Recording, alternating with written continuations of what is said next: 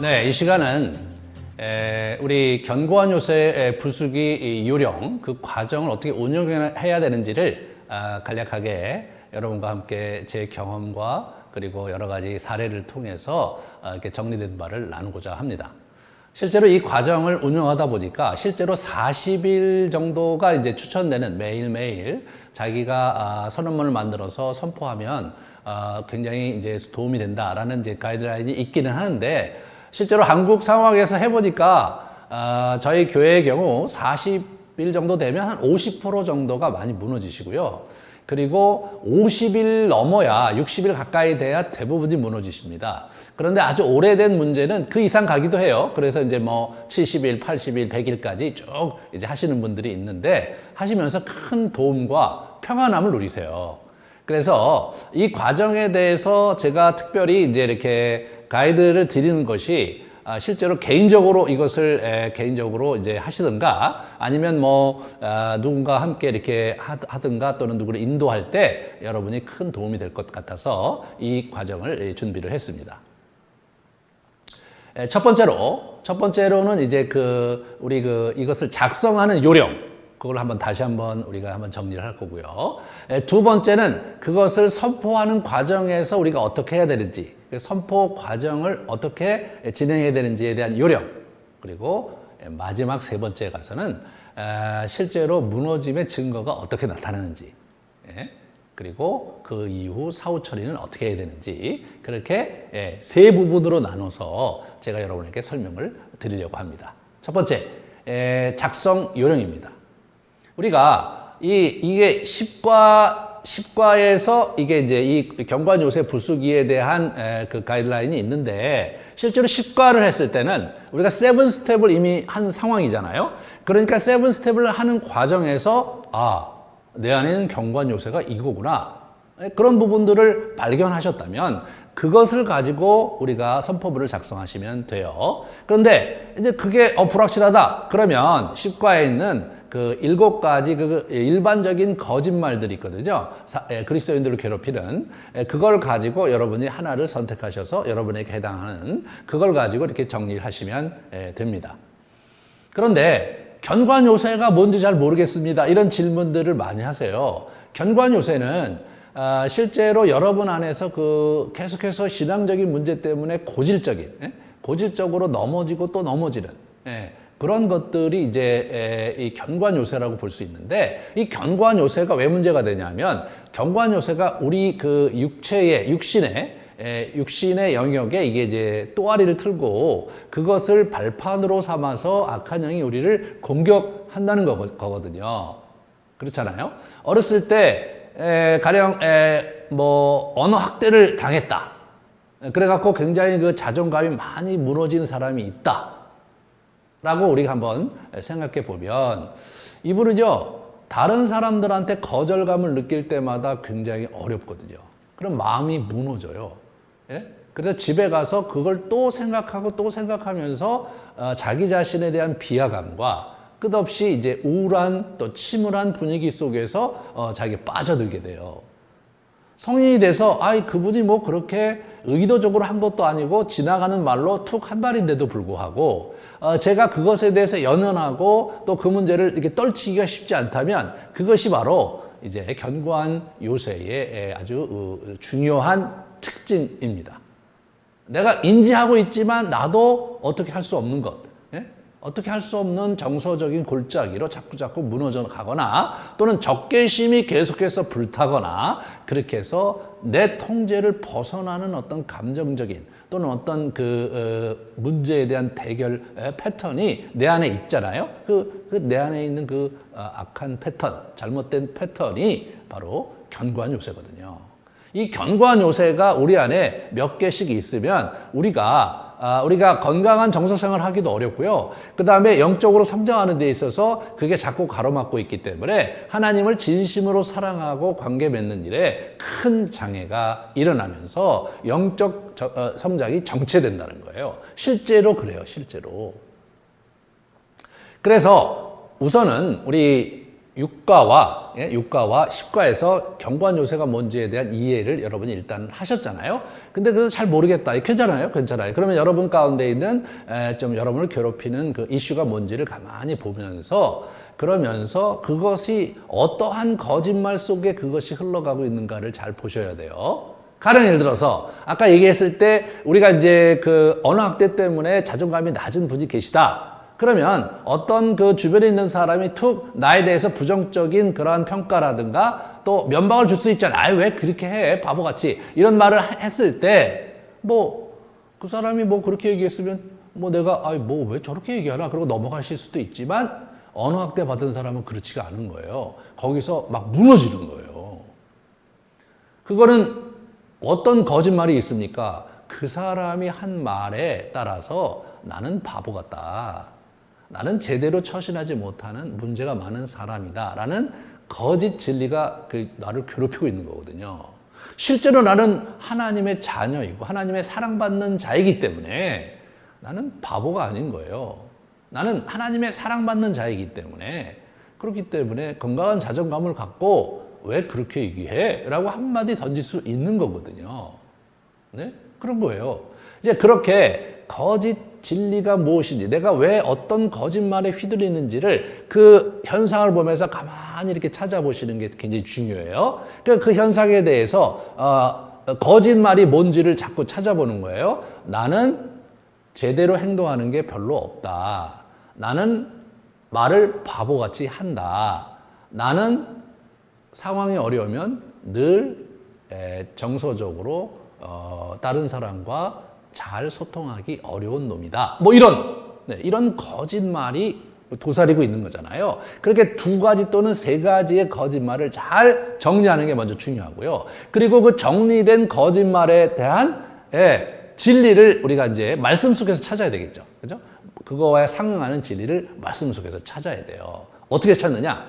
1과 2과 3과에 보면 선포문들이 있어요. 예? 그 뒤에 그 선포문들을 우리가 쭉 해오셨는데 그 선포문 중에서 이렇게 쭉 찾아보시면 그러면 자기 문제와 그 거짓말과 관련된 그런 문장과 그 본문들이 있거든요. 그 본문들을 저희가 다 뒤에다가 이렇게 참고 구절들을 구체적으로 이렇게 저희가 이렇게 인쇄를 해놨습니다. 그러니까 그것을 보고 여러분들이 참고해서 거기다가 가능한 한 여러 개를 이렇게 여러분들이 참고하시면 되는데 어떤 때는 자기의 문제가 사실 거기 없을 때도 있잖아요. 없을 때도 있어요. 그럴 경우에는 여러분들 그 어플리케이션, 이게 성경 어플에 보면 성경 구절 찾는 기능이 있어요. 옛날 얘기하면 성구사전인데 가령 예를 들어서 내가 교만한 문제가 나에게 있다. 그러면 교만이라는 단어를 치잖아요. 그럼 창세기서부터 쭉 이제 요한계시록까지 교만과 관련된 이 구절들이 쭉 나열이 돼요. 그걸 여러분이 쭉 읽어가시면서 여러분 자신에게 해당된다고 생각되는 그러한 그 구절들을 여러분들이 쭉 이렇게 찾아보시면 이게 교만은 하나님이 싫어하시는구나. 겸손한 자를 사랑하시는구나. 그런 부분들을 쭉 찾아보시고 거기에 대한 신약에 보면 서신서에 보면 가르침이 많거든요. 그런 가르침 중에서 여러분이 마음에 와닿는 것들을 쭉 기술을 하는 거예요. 그게 굉장히 중요해요. 그냥 그렇게 하시고, 왜냐하면 우리가 선포할 때 말씀의 진리를 근거로 선포하는 거니까요. 그런데 이제 그게 굉장히 많을 경우에는 나중에 매일매일 선포할 때 근거 구절과 선포문을 같이 낭독하게 되는데, 그런데 실제로 이제 근거문이 많을 경우에는 그러면 뭐 하루에 3개, 4개씩 하고 선포문하고 또 그 다음 3개, 4개씩 하고 선포하고 그렇게 하시면 되니까 뭐 10개면 10개, 20개면 20개, 뭐 5개면 5개를 여러분이 하실 수 있을 만큼 근거 구조를 만드는 거예요. 그런데 그 근거 구조를 만들기 전에 이제 뭘 하는 거냐면 그 거짓말로 인해서 내가 어떤 부정적인 영향을 갖는다 이런 거죠. 그러니까 어떤 사람한테 부정적인 평가를 들었을 때 내가 그래 나는 바보야, 나는 분별력이 없이 꼭 그렇게 엉뚱한 소리를 하는 놈이야 라고 거짓말이 있었다면 그것으로 인한 영향력이 뭔지를 보는 거예요. 그죠? 그럼 뭐 정서적으로 굉장히 침체되고 스트레스 받으니까 많이 먹고 또 심지어는 그 친구를 미워하게 되고 이제 그런 형태의 영향력이 있잖아요. 그러면 여러분들이 그것과 관련된 그러한 성경 구절을 아까 쭉 봤잖아요. 그런 걸 쭉 찾는 과정에서 그런 영향력과 관련된 그러한 성경 구절들을 여러분이 근거 구절로 만드시면 아주 유익합니다. 맨 마지막에는 이제 선포문을 만들어야 되잖아요. 선포문을 만드는 것이 그 예에 다 나와 있죠. 거기 중에서 두 번째 것을 보시면 거짓말을 쭉 나열을 하고 그 거짓말을 거부하고 하나님의 말씀에 근거한 이러이러한 진리를 선포한다. 이게 기본적인 선포문의 형식이에요. 그러니까 어렵게 생각하실 것 없이 여러분들이 거짓말을 먼저 쓰고 그와 관련된 성경에 관련된 진리를 쓰면서 이러한 거짓말은 나를 바보 같다고 생각하는 거짓말을 나는 거부한다. 나는 하나님의 자녀이고 그의 사랑받는 자이다. 라는 진리를 선포한다. 이렇게 하는 거예요. 두 개 내지 세 개를 그런 식으로 쓰고 예수님의 이름으로 기도합니다. 이게 기본이에요. 이렇게 쉽게 하시고 어떤 분들은 좀 더 그렇게 하니까 내 마음이 거기에 실려지지 않는다면 그 사이사이에 여러분이 하나님께 드리고 싶은 그런 문장들을 써주시면 돼요. 그게 이제 첫 번째 거, 세 번째 거에 보면 그 중간에 어떻게 좀 더 견말을 쓰는지가 나와 있어요. 그러니까 어찌 쓰든지 간에 여러분이 그렇게 선포문을 만드시면 됩니다. 그런데 문제는 만들어 놓고도 내가 이거 제대로 만들었나? 이런 부분들이 여러분이 좀 처음 하시는 분들 같은 경우는 좀 어렵죠. 그래서 이제 두 번째로 선포하는 과정에서 우리가 어떻게 해야 되는지를 같이 한번 생각해 보겠어요. 선포를 하실 때 처음에 1주에서 2주는 그거를 이렇게 숨 고르기를 하는 거죠. 그래서 쭉 한번 선포를 하다 보면 문장을 좀 다듬어야 될 필요도 있고 때때로는 이게 포인트를 내가 잘못 썼구나. 그래서 포인트를 좀 바꿔야 될 필요도 있어요. 그래서 그것을 이게 좀 구체화시키고 그리고 이제 이렇게 정리하는 제대로 된 정리하는 그러한 교정 기간을 갖는 거예요. 교정 기간을. 그런데 어떤 분들은 이걸 만들어 놓고도 이게 내 거 진짜 맞나? 이런 의구심을 갖는 분들도 있어요. 그러면 이게 이제 모의 실험하듯이 한번 여러분이 하나를 가지고 시작하시다 보면 2주, 3주 지나다 보면 여러분 안에 있는 정말 근본적인 이슈들이 이렇게 올라올 수 있어요. 그럼 그걸 가지고 다시 만드시면 됩니다. 그러니까 제가 부탁드리는 것은 처음부터 완벽한 형태의 선언문을 만들 생각하지 마시고 초안을 만들고 1주에서 2주를 수정하자. 그런데 이제 이게 나 선언문 맞네. 어떻게 할 수 있느냐? 그 선포를 할 때 마음에 자꾸 감동이 있고 확신이 오고 또 거꾸로 자기가 그 문제로 인해서 바보같이 행했고 그 문제로 인해서 상처를 받았던 시간들이 올라오면서 아주 굉장히 힘들 수도 있어요. 그렇게 되면 어떻게 돼요? 그것은 자기 문제가 맞다는 증거예요. 속이 시원하든가 감동이 있든가 또는 굉장히 불편하든가 그러면 그게 자기에게 맞거든요. 그러면 그거를 잘 다듬어서 여러분들이 지속적으로 선포를 해 나가시면 돼요. 그러면 실제로 선포를 하시다 보면 명료해져요. 자기 생각이 아주 명료해집니다. 그러면서 문제가 깊게 어디까지 영향력이 있었고 내가 이런 것 때문에 얼마나 많이 시달렸는지가 좀 더 분명하고 명료해지면서 여러분이 살아오면서 그 일로 말미암아 그 이슈로 말미암아 흔들렸던 그리고 고생했던 수많은 시간들이 아스라이 지나갑니다. 그러면서 하루하루 그것을 선포하면서 나아갈 때 그럴 때 하나님께서 진리 가운데 평강과 회복과 치유와 자유를 주시는 것을 스스로 느끼실 거예요. 정말로 그래요. 저 함께 하시는 분들이 그런 고백을 많이 하시거든요. 그래서 여러분 이걸 선포를 하시는 것을 꾸준히 해나가시고 또 뭐 열흘 20일 했는데 또 좀 바꾸고 싶다. 여러분 거니까 늘 바꾸세요. 좀 자신이 없으시면 목회자에게 이렇게 부탁하셔서 좀 문장을 다듬어 달라고 인도자에게 부탁을 하면 여러분들이 더 큰 도움이 될 것입니다.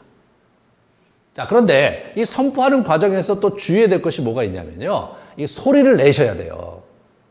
여러분, 악한 영은 우리가 소리를 내기 전에는 우리가 무슨 생각을 갖고 있는지 파악이 안 된다는 거예요. 그러니까 여러분 소리를 내서 조그만 소리라도 좋으니까 소리를 내서 선포를 해달라. 그 다음에 선포할 때는 선포문만 선포하지 말고 앞에 있는 성경 구절, 근거가 되는 말씀을 먼저 선포하고 난 다음에 자기 선언문을 꼭 선포를 해달라. 왜? 그 말씀, 그 진리가 그 말씀이잖아요. 그 말씀에 근거해서 내가 이렇게 선언한다. 그렇게 함으로써 좀 더 분명하고 명료한 선포가 될 수 있기 때문에 여러분들이 그렇게 하시면 되겠습니다. 실제로 이것을 해나가는 과정에서 많은 분들이 그 성경 구절에서 은혜를 많이 받기도 하고요. 그 선포문이 너무나 자기 마음에 와서 뭐 아침, 저녁으로 이렇게 하시는 분들도 있어요. 예, 좋습니다. 예. 그런데 그룹으로 할 경우에 혼자 하면 이제 점검이 안 되니까 저 같은 경우는 단톡방을 마련해서 거기다가 내가 1일차 선포했습니다. 3일차 선포했습니다. 쓰게 해요. 예? 그러면 서로 으쌰으쌰가 되거든요. 예, 그렇게 하면서 내가 오늘 참 내가 선포 안 했구나 또 기억하면서 선포하면서 그렇게 함께 어기영차 이렇게 하면서 하실 수 있습니다. 자, 마지막으로 그럼 내가 이게 무너졌으면 어떻게 하느냐? 예, 그 이슈가 발생했을 때 예전처럼 휘둘리질 않는 거예요. 그러니까 어떤 사람이 나한테 왜 얘기를 그런 식으로 해, 바보같이 이런 얘기를 했는데 옛날에 그 얘기 들으면 기분이 나빠갖고 집에 가서 끙끙대거나 그 친구에게서 막 뭐라 그러거나 또는 마음이 상해서 또 막 뭘 먹거나 이제 그렇게 했던 사람이 웃으면서 그래 나 바보야. 왜 근데 그 얘기를 그렇게 기분 나쁘게 그러지 말어. 이렇게 편안하게 얘기하든가 얘기하지 않더라도 그냥 자기 어떤 분이 그러시더라고요. 집에 가면서 선포문을 한번 낭독하니까 그냥 그것이 쑥 지나갔다는 거예요. 이제 더 이상 그 이슈가 나를 흔들어 놓지 못하는 거죠. 그죠? 하나님의 말씀의 진리가 나를 자유케 하면서 그 문제를 떠나가게 한단 말이에요. 떠나가게 한단 말이에요. 한 분이, 이런 분이 있었어요. 이분이 이제 자기가 하는 일에 있어서 예술적인 일을 하시는 분인데 그게 이제 이게 성과가 나오고 사람들의 이제 평가를 받을 때마다 굉장히 긴장하시는 거예요. 왜냐하면 그 평가가 부정적일 때 집에 가서 너무 힘들다는 거예요. 막 울기도 하고 그 일 못하겠다는 마음도 들고 그래서 늘 자기가 작품을 만들어 놓고는 사람들의 평가를 이렇게 눈치를 보면서 일희일비했는데 이걸 하는 과정에서 실제로 자기가 뭘 했는데 사람들이 또 이게 부정적인 얘기를 이렇게 하는 장면에서 이분이 놀라운 경험을 한 거예요. 힘들지가 않은 거예요, 더 이상. 그래, 뭐 그렇게 생각할 수도 있지. 이런 마음이 들더라는 거예요. 자기가 너무 신기해서 집에 와서 가만히 생각했는데 더 이상 힘들지가 않다는 거예요. 그래서 자기가 너무 감사했다고 그러더라고요. 그렇게 그 이슈가 왔는데 잠깐 기분이 나쁠지라도 그냥 그래, 뭐 그럴 수도 있지라고 하면서 떨쳐낼 수 있게 되는 거예요. 네? 그게 이제 허물어졌다는 거거든요. 그래서 그렇게 하면서 마음의 기쁨이 있고 아주 굉장히 중요한 열매가 하나님과 더 친근하게 되고 하나님 날 도와주셨구나. 성령께서 나와 함께 하셨구나. 그렇게 하면서 하나님과의 관계가 더 증진되는 그런 형태로 진전이 일어납니다. 네. 그래서 이런 부분에서 이제 우리가 내가 자유롭게 이제 됐구나를 이게 이제 어떤 케이스를 통해서 자기가 이제 그렇게 깨닫게 되는 거. 또 어떤 경우는 뭐 그런 계기가 없다 손 치더라도 오늘 아침에 선포하는데 저한테 이렇게 전화를 하셨어요. 굳이 이렇게 선포할 필요가 없었어요. 이거 아무것도 아니고 왜 이런 쓸데없는 생각, 왜 이런 말도 안 되는 생각에 내가 사로잡혀 있는지 스스로 너무 부끄러워졌어요. 그래서 제가 더 이상 이거 안 하고 싶은데 괜찮나요? 그래서 제가 그랬어요. 그게 바로 무너진 거다. 그 이슈가 더 이상 자기한테 의미가 없는 거예요. 왜 내가 그런 거짓 생각에, 그런 잘못된 생각에 나를 시간을 소모하고 있었는가를 깨닫는 순간 몹시 자기 자신이 좀 허망하게 다가왔다고 하시더라고요. 그렇게 무너지는 분도 있으세요. 자, 그런데 한 40일 지나면 한 반 정도, 50일 넘어가면 대부분의 분들이 이렇게 무너지거든요. 근데 이제 60일 넘어서 70일, 80일 하시는 분들 가만히 보면 그 이슈가 많이 무너졌는데 여전히 뭔가 잔존감이 있는 거예요. 잔존감이 여전히 있는데 사라지질 않아. 근데 실제로 뭐 예전처럼 그렇게 어렵지는 않다. 그런 분들은요, 그 잔존감의 원인이 되는 또 다른 견고한 요새, 또 다른 거짓말이 남아있다고 보시면 돼요. 그래서 그 잔존감을 가만히 살펴보면서 내가 이러이러한 경우에서는 이제 자유한데 이런 부분에서는 여전히 자유하지 못하다면 그걸 가지고 제 두 번째 견고한 요새를 여러분들이 이제 견고한 요새 부수기를 만들어서 가면 되는 거예요. 완전히 무너지신 분들은 일반적으로 그래요. 그걸 쭉 자기가 한 40일, 50일 하시면서 그런 하나의 이슈가 무너졌을 때 자기가 자각을 해요. 아, 내가 두 번째는 이놈을 해야 되겠다. 예? 아, 내가 이 문제가 참 있는데 나 이것도 해야 되겠다. 그런 자각을 이제 하셔요. 그럼 그걸 가지고 이렇게 하시는 거예요.